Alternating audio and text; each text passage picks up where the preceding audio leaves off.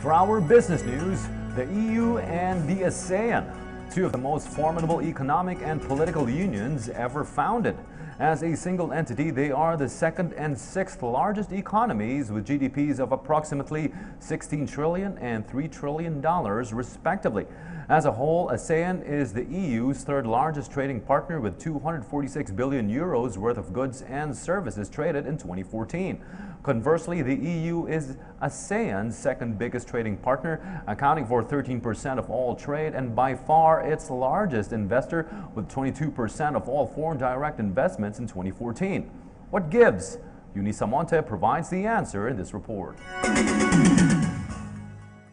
On the last day of the 15th ASEAN-European Union Trade Commissioner Consultations, the meetings focused on strengthening the relations between the two economic blocs. For ASEAN member states such as the Philippines, a healthy relationship between the ASEAN and EU plays a big role. Based on EU statistics, ASEAN-EU two-way trade stood at 208 billion euros in 2016, and the EU remained the largest external source of foreign direct investment flows into ASEAN in 2015 with 23.3 billion euros. In terms of tourism, almost 8 million tourists have visited the ASEAN region brought by the robust ties of ASEAN and EU. European Union Trade Commissioner Cecilia Malmström and ASEAN Economic Ministers Chairperson and Department of Trade and Industry Secretary Ramon Lopez said they also discussed Philippines' stronger engagement with the EU, especially because the country benefits from the EU Generalized System of Preference Plus scheme.